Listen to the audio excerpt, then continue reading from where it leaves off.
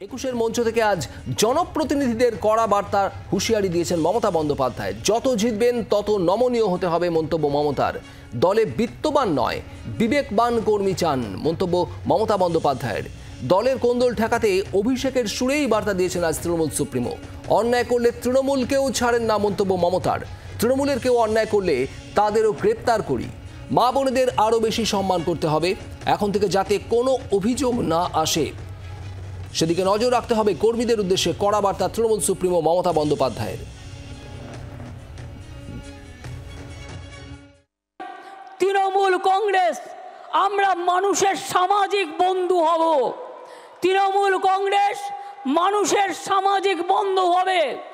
আমি বিবেকবান চাই, বিত্তবান চাই না। কেন জানেন? পয়সা আসে চলে যায়, সেবার কোনো বিকল্প নাই। এটা মাথায় রাখবেন। মানুষের কাছে কাজ করে দেব, দরকার হলে নিজে গিয়ে তার দরখাস্তটা লিখে দেব। আমি অল মিউনিসিপ্যালিটি, পঞ্চায়েত, এমএলএ, এমপিদের সকলকে বলবো, এখন থেকে কোনো অভিযোগ যেন কারো বিরুদ্ধে দল না পায়। যদি কোনো অভিযোগ কারো বিরুদ্ধে পায় আমরা কিন্তু উপযুক্ত অ্যাকশন নেব, এটা মাথায় রাখবেন। আমি চাই আপনারা গরিব থাকুন, মানে যা আছে ঘরে সেটা খেয়ে বেঁচে থাকুন। আমার লোভ করবার দরকার নই। আমরা লোভী হতে চাই না, আমরা মানুষের বন্ধু হতে চাই।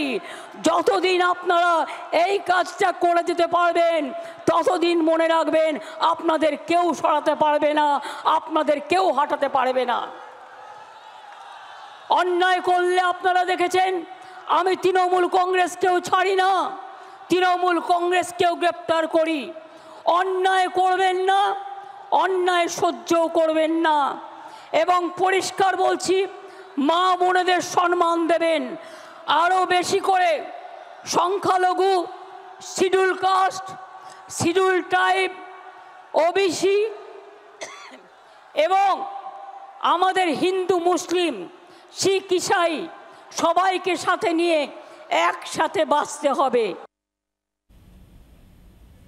শ্রেয়সী গঙ্গোপাধ্যায় আমাদের প্রতিনিধি রয়েছেন আমাদের সঙ্গে। শ্রেয়সী, সাম্প্রতিককালে আমরা দেখেছি সন্দেশখালী থেকে চোপড়া থেকে আড়িয়াদহ বিভিন্ন জায়গায় শাসক দলের ছত্রছায়া থেকে দাদাগিরি, দুর্নীতি, নারী নির্যাতন বিভিন্ন ইস্যুতে সরব হয়েছে বিরোধীরা।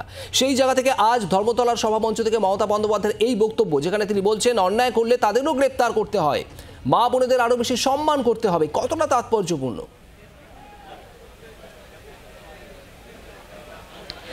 দেখো, 29খানা সিট পাওয়া তৃণমূল কংগ্রেস এবারের লোকসভা নির্বাচনে 29টা সিট পেয়েছে। যে 6টা বাই ইলেকশন হয়েছে এই মধ্যে, সেই 6টা বাই ইলেকশনে প্রত্যেকটাতে তৃণমূল কংগ্রেস জিতেছে। কিন্তু তারপরেও কিন্তু তৃণমূল কংগ্রেসের সুপ্রিমো তিনি কর্মীরা যাতে উচ্ছ্বাসে ভেসে না যায়, বরঞ্চ তারা যাতে সংশোধন করে নিজেদের, সেই বার্তাই কিন্তু দিচ্ছেন, অর্থাৎ আত্মসংশোধনের বার্তা দিচ্ছেন তিনি। যেখানে তিনি বলছেন যে তিনি বিবেকবান কর্মী চান, তিনি বিত্তবান চান না, এবং স্পষ্টত বলছেন যে কারোর বিরুদ্ধে কোনো এমপি, এমএলএ সকলকে নিশানা করে তিনি বলছেন যে কারোর বিরুদ্ধে কোনো অভিযোগ এলে কিন্তু যথাযথ ব্যবস্থা নেওয়া হবে। অর্থাৎ সেক্ষেত্রে কোনোভাবে যেন দুর্নীতি বিষয়টা যেন প্রশ্রয় না পায়, দুর্নীতির সঙ্গে যেন কেউ আপোষ না করে, সেই বার্তাই দিচ্ছে। কার্যত গত কয়েক মাস ধরে কিন্তু আমরা দেখেছিলাম যে রাজ্যে একাধিক দুর্নীতির ইস্যু তুলে বিরোধীদের লাগাতার আক্রমণের মুখে পড়েছে তৃণমূল। কিন্তু তা সত্ত্বেও কিন্তু কার্যত দেখা গেছে যে মেয়াদের যে লোকসভা নির্বাচন, সেই লোকসভা নির্বাচনে তৃণমূলের বিপুল সাফল্য, 29টা আসন জিতে তৃণমূলের সাফল্য, এবং তার পাশাপাশি কিন্তু বলা যেতে পারে যে বিজেপির থেকে ছিনিয়ে নিয়ে কিন্তু আসন এসেছে তৃণমূলের ঘরে। ফলে সেই জায়গা থেকে দাঁড়িয়ে কিন্তু কার্যত মানুষের যে ভোট, সেই ভোটে মানুষ যে তৃণমূলের পাশে দাঁড়িয়েছে, সেই ভোট কিন্তু মানুষকে তৃণমূলকে 29টা আসন এনে দিয়েছে। সেই পরিস্থিতিতে দাঁড়িয়ে কিন্তু কার্যত এবার কর্মীদেরকে সংশোধিত করার চেষ্টা করছেন তৃণমূল সুপ্রিমো, যেখানে তিনি বলছেন যে কোনো রকম কোনো দুর্নীতিকে যেন কেউ প্রশ্রয় না দেয়। তিনি স্পষ্ট বলছেন যে তিনি বিত্তবান চান না, তিনি বিবেকবান চান, এবং সেখানে যদি কারোর বিরুদ্ধে কোনো রকম কোনো অভিযোগ আসে তাহলে কিন্তু দল তার বিরুদ্ধে সরাসরি ব্যবস্থা নেবে, সেই বার্তাও কিন্তু কার্যত তিনি দিচ্ছেন।